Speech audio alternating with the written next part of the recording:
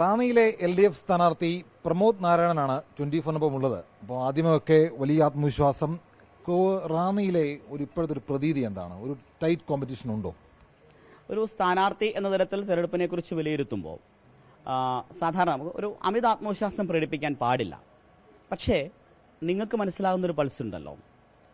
ഈ തെരഞ്ഞെടുപ്പിൽ 2021 അനുഭവമല്ല എനിക്കുള്ളത്. 2021 ഞാൻ മത്സരിക്കാൻ വരുമ്പോൾ അന്ന് അപരിചിതനായിരുന്നു, ആദ്യം കാണുന്നയാളായിരുന്നു. അന്നും ഇവിടുത്തെ ജനങ്ങൾ എന്നെ സ്വീകരിച്ചു. പക്ഷേ ഈ തെരഞ്ഞെടുപ്പിലേക്ക് വരുമ്പോൾ കാണുന്ന ഒരു വ്യത്യാസം, രാഷ്ട്രീയത്തിനപ്പുറത്ത് റാന്നിയിലെ ജനങ്ങളുടെ വലിയൊരു പിന്തുണയുണ്ട്. അത് ഈ 5 വർഷം നടത്തിയൊരു പ്രവർത്തനങ്ങളിൽ സാധാരണ നിലയിൽ MLAക്ക് ഒരു 2.5 ലക്ഷം ആളുകളിലേക്ക് എത്തുക എന്നത് അസാധ്യമാണ്. പക്ഷെ വികസനത്തിന്റെ കാര്യത്തിൽ, പുരോഗതിയുടെ കാര്യത്തിൽ റാന്നിയുടെ എല്ലാ ഭാഗങ്ങളെയും സ്പർശിച്ച വികസനം കൊണ്ടുവന്നു. ജനങ്ങൾക്ക് അവരുടെ സങ്കടങ്ങളിൽ ഒന്ന് ഫോൺ ചെയ്താൽ ഓടിയെത്തുന്ന ഒരാൾ, അവരുടെ ആഗ്രഹങ്ങൾ പറയാൻ കഴിയുന്ന ഒരാൾ. ഇപ്പം എന്നെ പലരും വിളിക്കുന്നത് കുട്ടികളുടെ കൂട്ടുകാരൻ എന്നാണ്.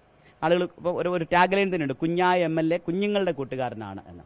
ഈ കുഞ്ഞുങ്ങളുടെ കൂട്ടുകാരനാകുന്നത് എന്തുകൊണ്ടാണ്?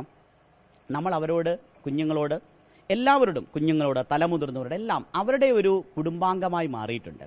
ഈ സ്നേഹമാണ്, രാഷ്ട്രീയത്തിന് അതീതമായ ഈ ആത്മബന്ധമാണ് ഈ തെരഞ്ഞെടുപ്പിൽ വികസനത്തിൻ്റെയും ജനക്ഷേമത്തിൻ്റെയും സർക്കാരിൻ്റെ പ്രവർത്തനങ്ങളുടെയും എല്ലാം ഒപ്പം ഒരു വലിയ ആത്മധൈര്യം നൽകുന്നത്. അതുകൊണ്ട് നല്ല ഭൂരിപക്ഷത്തിൽ, നല്ല മികച്ച ഭൂരിപക്ഷത്തിൽ റാന്നിയിൽ വിജയിക്കും, അതുറപ്പാണ്.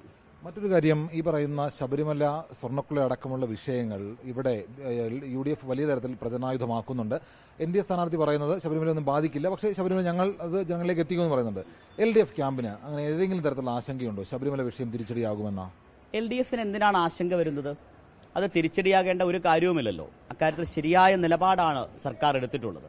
ഈ മണ്ഡലത്തിന്റെ ഒരു DNA ഇടതുപക്ഷത്തിനൊപ്പമാണ്. അതുകൊണ്ട് തന്നെ ഒരാശങ്കയുമില്ല. നല്ല ഭൂരിപക്ഷത്തിൽ റാന്നിയിൽ നിന്നും, കഴിഞ്ഞ തവണത്തേതിനേക്കാൾ മികച്ച ഭൂരിപക്ഷത്തിൽ LDF MLA റാന്നിയിൽ നിന്നും നിയമസഭയിലുണ്ടാവും. അതാണ്, അത്തരത്തിലുള്ള വലിയ ആത്മവിശ്വാസത്തിലാണ് പ്രമോദ് നാരായണൻ ഇത്തവണയും ജനവിധി തേടുന്നത്. ശബരിമല വിഷയമൊന്നും ഒരു തരത്തിലും LDFനെ ബാധിക്കില്ല. ഏതൊക്കെ രീതിയിൽ UDF NDA മുന്നണികൾ പ്രചരണം നടത്തിയാലും ഇത്തവണ ഇവിടുന്ന് നിയമസഭയിലേക്ക് എത്തുക താനായിരിക്കുമെന്നുള്ള ആത്മവിശ്വാസവും പ്രമോദ് നാരായണൻ പങ്കുവെക്കുന്നുണ്ട്. സഞ്ജയ് ഇക്ബാലിനൊപ്പം ഷിജോ കുര്യൻ, 24.